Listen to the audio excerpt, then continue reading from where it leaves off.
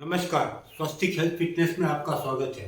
दोस्तों, यह करने से आपके शरीर के भीतर जो छाती है ना, जो चेस्ट है, उसमें जो कचरा है ना, वो कफ के रूप में 200 ग्राम, 250 ग्राम, 300 ग्राम तक नाक से वो रहता है। ऐसे करने से भी आपको बहुत राहत मिलेगी।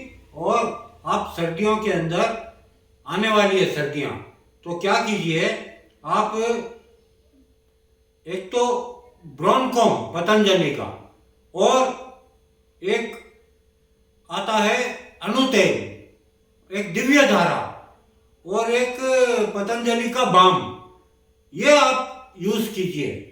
ये नाक में तो अनुतेल डालना है।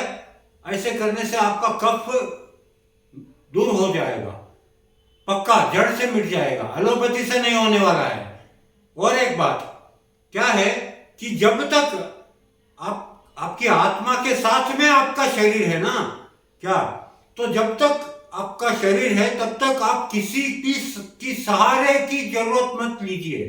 आप अपने बलबूते पर मजबूत रहिए, स्वस्थ रहिए, और स्वस्थ जीवन आपके परिवारों को भी सिखाइए, और अड़ोस पड़ोस को भी सिखाइए, समाज को भी सिखाइए। जय हिंद, जय भारत, हर हर महादेव।